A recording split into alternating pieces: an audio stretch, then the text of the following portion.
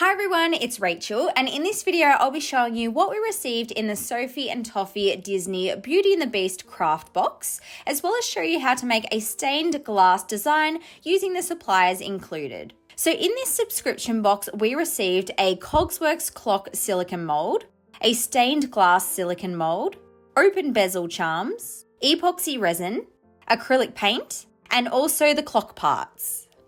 So to begin my design, I took the stained glass silicone mold along with the acrylic paints that came in the box, and I'm going to be applying these using a range of small tools.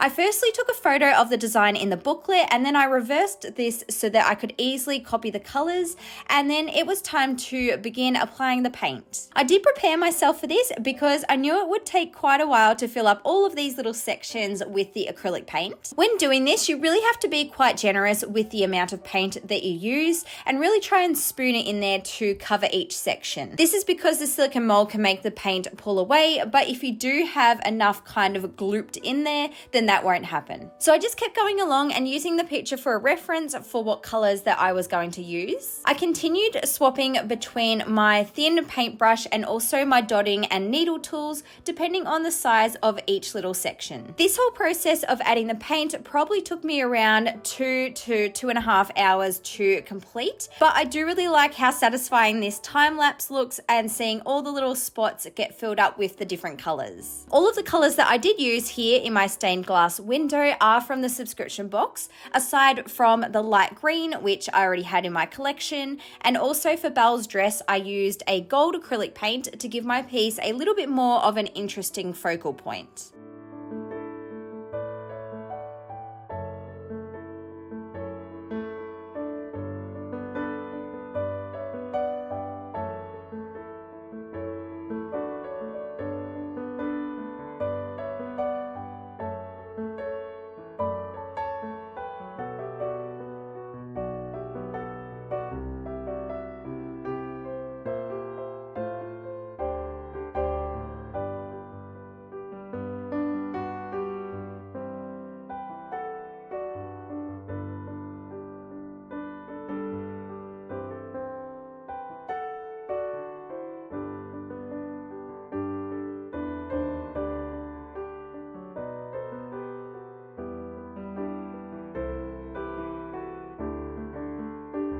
So once I had painted the whole mold, I then let it dry for a few hours to make sure that the paint was completely dry. Next, I made a mixture of epoxy resin and I'm going to be coloring it black. So here I have some liquid pigment which I'm popping in, and I also put in some iridescent powder as well, just to give it a little bit of a shimmer. I mixed it all together really well so that the color was evenly spread, and then I just gently poured this over the top of my design, and you might have a few little bubbles start to rise at this point due to the air in the paint and whatnot, but you can just go ahead and pop these. So I let my epoxy resin cure overnight, and then here I'm taking the whole piece out of the mold really gently, beginning with the rim around the outside of the tray and then continuing with the inside design.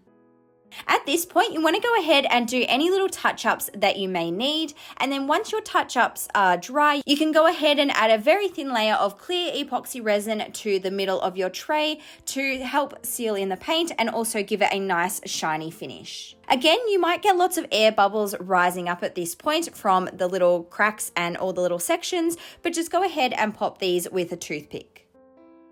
So this is what the stained glass tray looks like once it's completely finished. I really love how bright and vibrant the colors turned out and how the thin layer of epoxy resin really finished it off to make it look nice and shiny. I'm pretty happy also with how the details came out, and there are a few little imperfections here and there, but considering how there were so many tiny little areas that I had to focus on, I'm not really too worried about those. If you enjoyed this tutorial, please don't forget to give it a big thumbs up and also subscribe to my channel for lots more crafty videos. And I will see you next time. Bye guys.